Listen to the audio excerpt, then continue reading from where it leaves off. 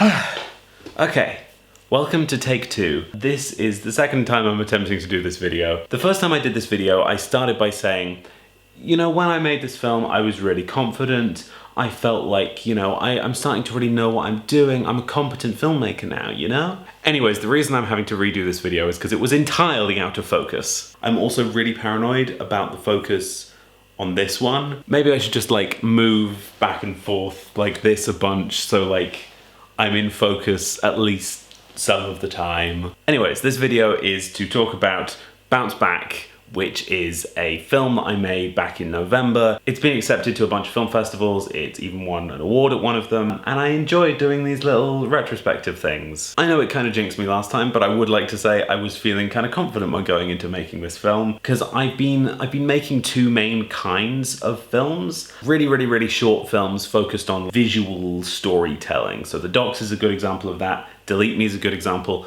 For Milo is a good example, but I will come to that another time. The other type of film is the sort of 3-minute dialogue film. So Head/Tails was a little bit under 3 minutes and focused entirely on dialogue between two characters, as was Invite. And then after doing Invite, I did 5 scenes for actors for an actors showcase. They were like 2 to, I think the longest one was like 6-minute long scenes. So they were kind of like that same short film thing. So going into doing Bounce Back, I was in a really good position because I had loads of experience doing two-hander scenes confined to one location, basically. Arguably, that's what Sellout was about as well, which I made a long time ago. Also with this film, I was approached by the actors to make it.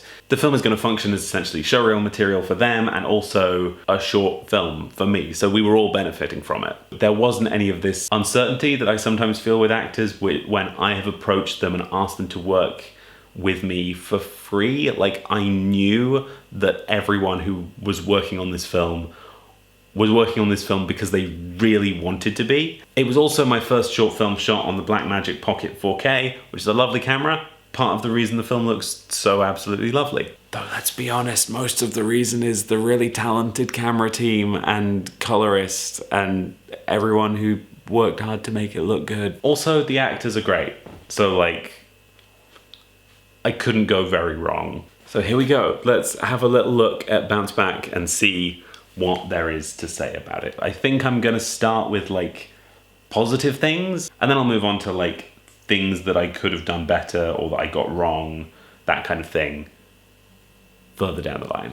First, I'd like to mention how gorgeous the location is. We shot this in November, so it's kind of the end of autumn. The ground was just covered in these like orange-brown leaves. The trees were a mix of like completely bare branches, some with orange leaves, some with green leaves, because they're like evergreen trees, which meant the whole thing had such a richness of texture, which was lovely. And it also had this like death, decay kind of sort of gothic undertone that just serves the like theme of the film as a whole. That just really worked in our favor. Something I really like about the character introductions is how it does it in this sort of like 1, 2, 3, 4 kind of pattern, where we start on someone's hand, we get a shot of their face, then we cut to a shot of another face, then we get a shot of that person's hand. So it kind of like guides your eye in this like arch across everything. From scanning from there to there, you can tell so much already. She is in control here. She is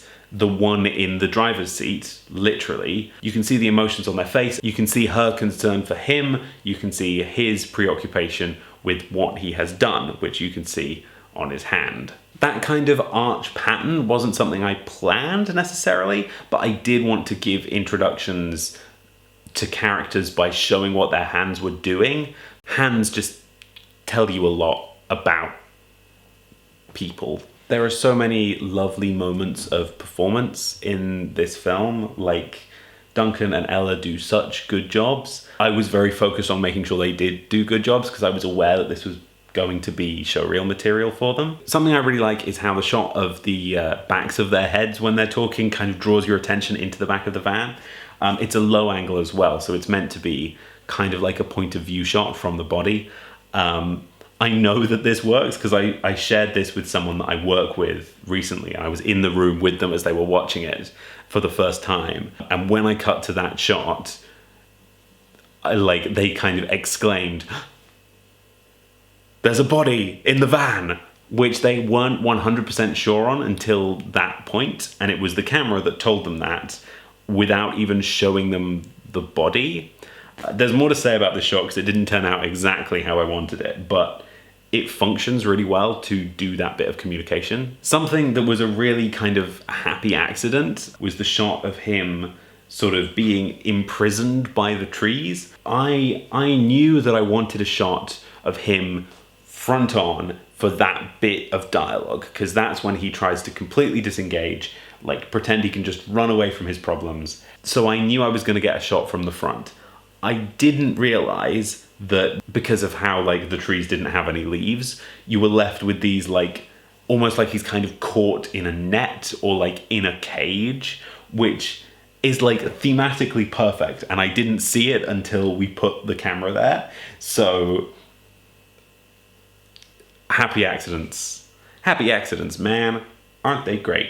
There's also some kind of cheeky stuff that we did to compensate for the fact that we forgot to shoot an ending. So in the script and in the shot list, the plan was that it ends with her getting out, him sitting there for a second, contemplating everything, and then getting out himself, shutting the door behind him, and then we'd cut to black when he shuts the door. Like, that's a really good, like, end. But we forgot to shoot that. Like, I'm not quite sure how we forgot to shoot that, but just on the day, we just didn't. We just kind of skipped over it, which meant that we needed something that we could do in the edit to make an ending.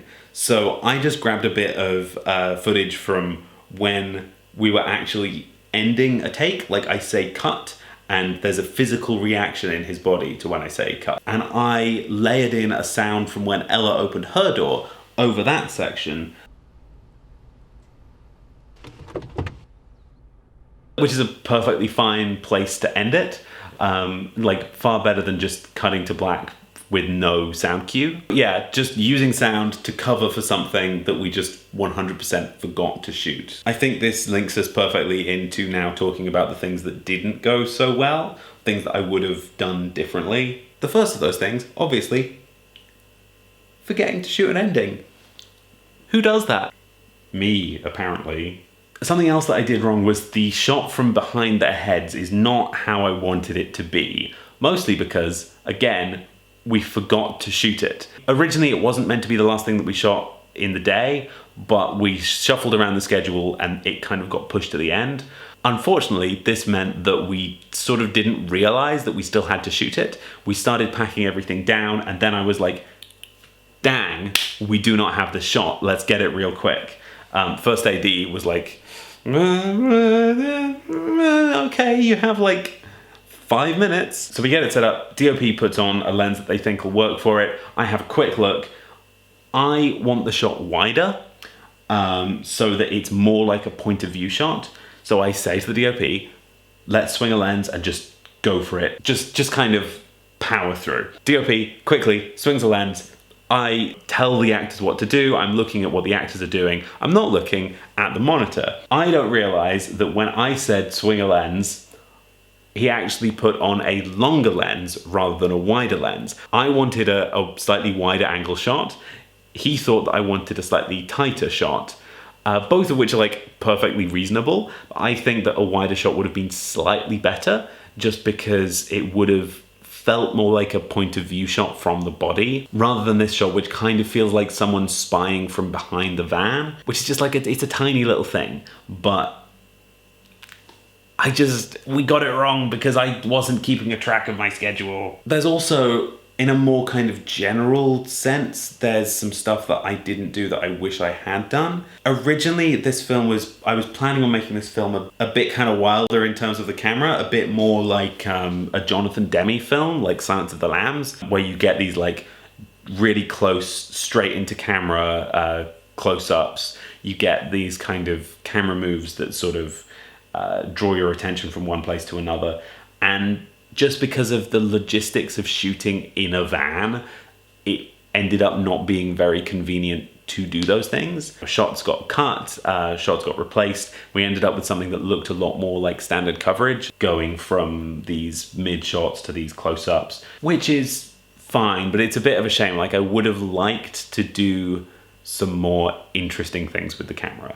Yeah, I was kind of falling back on things that I knew worked, which is good. It's good that I've got things in my mind that I know work, but also I wish I could have tried some new things, because then in future films, those new things that I tried would either become things that I tried and failed with, or things that I tried and discovered were really good ways of telling a story.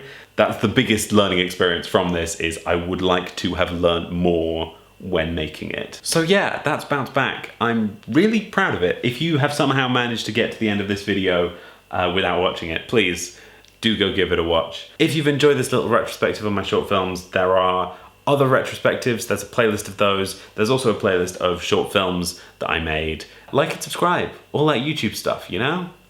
Do that. Have fun. Live your lives. I'll see you next time.